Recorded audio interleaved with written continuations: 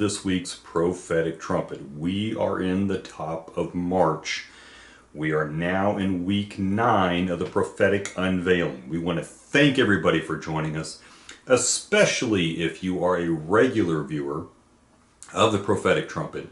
We want to thank you so much for not only joining in, but we want to thank you even more if you like and share the message and get the truth of God's Word out there. Now, in the last 9 weeks, we have documented the push of famine that is being really not only just pushed towards famine, but it's a leaning towards what will come next, and that's pestilence. Pestilence is a much more broader topic. It's much more than just disease, which some people teach it as, but it's actually labeled, when you translate it back in Matthew 21:11 and Acts 21, when you translate that word back, it is actually another word for mass destruction, essentially. I want you to understand that. Historically, this is not new.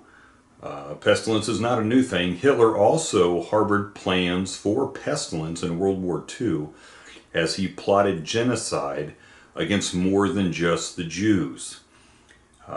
We need to also come to grips with that in the proper context of history and of that. Now, as we get into today's teaching, sit tight, because what this is called eugenics, and it is a set of beliefs and practices that aim to improve the genetic quality of human beings and the entirety of the population based on Darwin's theory of natural selection and its relation to euthanasia and scientific racism. That's how complicated this thing gets. This movement did not start with Hitler. I need you to understand that. In the 1920s, the United States had forced sterilization going on within the populace, a movement that started all the way back in the 1800s. The ultimate goal of eugenics and that movement was to breed out the undesirable traits in human beings in order to create a society with superior genetic makeup, which essentially meant reducing the population of the non-whites and the mentally ill. Now there's your racism right there. Now, the Supreme Court had a case over this, and this was Buck versus Bull. It goes back to 1927. It was decided that a Virginia law authorizing the mandatory sterilization of inmates in mental institutions was constitutional. Carrie Buck, a feeble-minded woman is what she was called, whose mental illness had been in her family for the past 3 generations, was committed to a state mental institution and was set to undergo a sterilization procedure, which led to the hearing. The Supreme Court found the Virginian law was valuable, did not violate the Constitution, and would prevent the United States from being swamped with incompetence. Boy, it didn't really work out, did it? 3 generations of imbeciles was enough. That's a direct quote, by the way. The court was never explicitly overturned, Buck versus Bill. Then in California, the Asexualization Acts in the 1910s and 1920s led to the sterilization of 20,000 disproportionately black and Mexican people who were deemed to be mentally ill.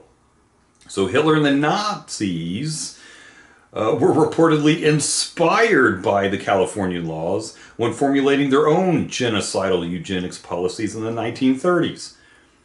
That's where all this came from. So Hitler had a hit list, and it's not like an assassination list. This is trying to create the purest species of human being by eliminating the other ethnicities. And not even, here you go, loved ones, this is what you came to hear, because here is unmitigated truth. Not even, in the eyes of Hitler, not even the Germans themselves were safe, as he viewed them as mid-ranged Aryans. Only one ethnicity was viewed as pure.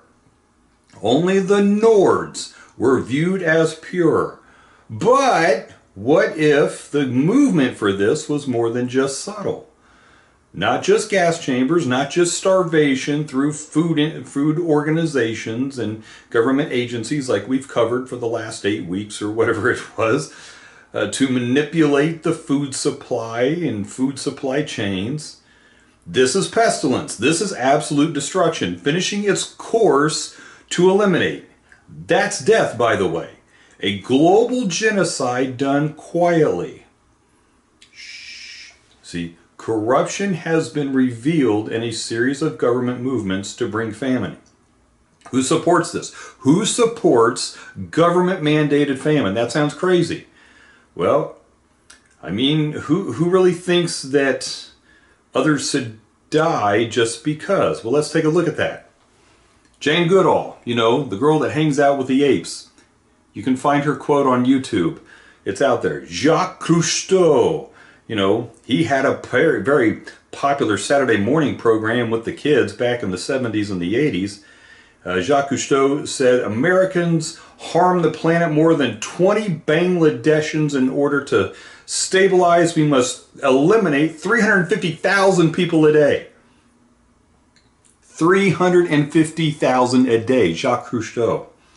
Ted Turner, you know, Turner Broadcasting Network, former owner of the Atlanta Braves, and he's got the largest herd of bison in North America, maybe even the world. He controls, monopolizes that meat industry with the supply of bison. He says people who hate China, the one-child policy, those people that don't like that, they're idiots. Every generation needs a Black Death, end quote. Ted Turner, everybody, multimillionaire, media mogul, former media mogul, now owner of the largest bison herd in possibly the world. Then there's John Holdren. He's the Czar that Obama had appointed. And by the way, he pushed for forced abortions and mass sterilization, how ironic, needed to save the planet.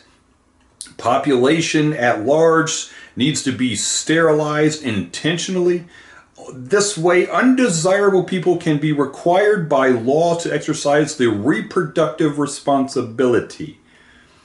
Then further suggests that reproduction should fall under global police policies. And really, let's just be honest, his whole idea was, as you read into what he believes, it should be enforced by a global police force. How would you like to have that to knock on your door? It kind of will run the mood. Now, Dr. Eric Plonka, he has said that the world needs to exterminate 90% of the population through airborne Ebola. There's your pandemic. Plan to take out 90% of the population. And finally, our good friend Bill Gates. In a TED Talk, he says to lower the climate change, population needs to be drastically cut. These are the people that, there's a lot of money here amongst these people. These are the people that want eugenics forced upon the global population. And to do it, they want pestilence to be just absolutely blown through the global sphere and to take out you and I. We hope you've enjoyed this week's Prophetic Trumpet. We give you the news and as it ties to prophecy. And we're going to continue our series next week. We will go into next 10 and continue to take a look at pestilence. Please like and share the message. Get the truth of God's Word out there. Join us Saturday. Please join us Saturday. We're going to take a look into Colossians chapter 2. We hope you all have a remarkable day and you get an opportunity to testify how awesome God is. God bless.